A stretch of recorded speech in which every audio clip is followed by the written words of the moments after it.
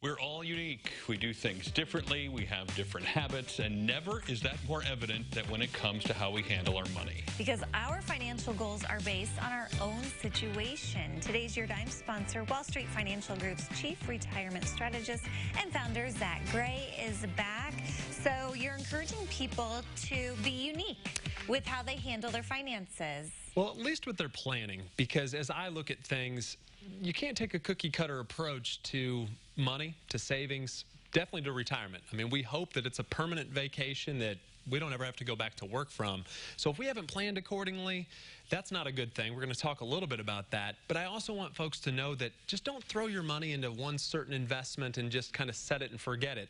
It's not a cookie cutter approach that we can take to retirement planning. So when someone walks through your doors, you don't slide a piece of paper across the desk that says, here's what we're doing, 1 through 5, and then you'll be taken care of. Exactly. So I think that it's one of those things that you have to really start to understand, where's your income going to come from in retirement? So I kind of brought a little kind of just quick example of our financial roadmap, and this is where we package up someone's income plan, someone's investment plan, look at taxes, and even look at longevity and estate planning, and kind of wrap all of those pieces together. And I think it's really important that you take a look at every one of those pieces. And like you say, everyone's unique, everyone's different. We have to make sure that we're looking at all pieces of the puzzle to make the right decisions for a client. Would you say dreams and goals are also in that plan? Exactly. So we lead with, really kind of this financial little roadmap piece. And so when anyone calls into the office, or maybe they see us, on this show today, and they say, I want to get a little bit more information. Of course, they can go to our website, they can pick up the phone and give the office a call.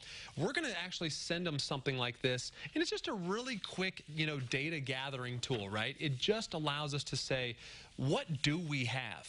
And then the question is, how can those puzzle pieces fit together? Because what we do find is that, maybe I bought this, product years ago. Maybe I've got this old 401k from this old job. I kind of call it the kitchen drawer approach, right? To kind of what we do to financial planning. It's like, oh, I've got that.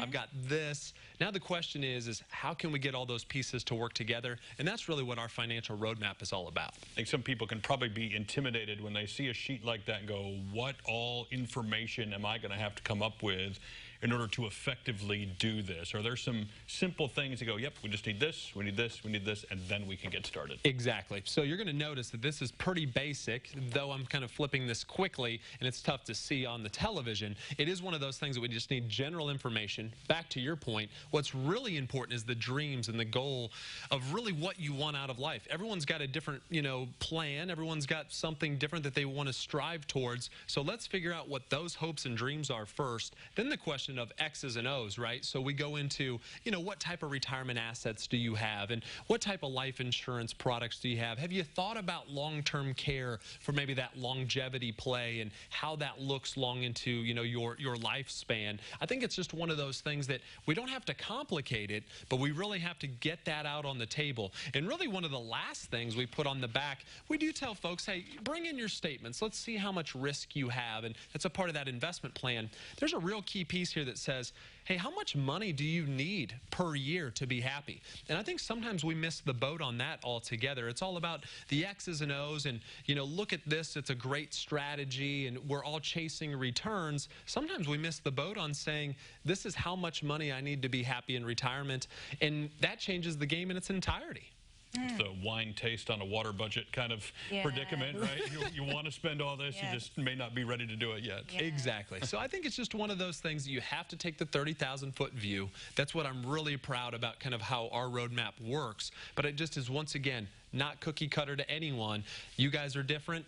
You have different ideas and dreams about what you want your future to look like. You might be saving at a different rate. You might be spending at a different rate. All of those things have to really be equated for when we put a plan together for a client. All right. Well, she already told me she's out of her clothing budget for the year. I did.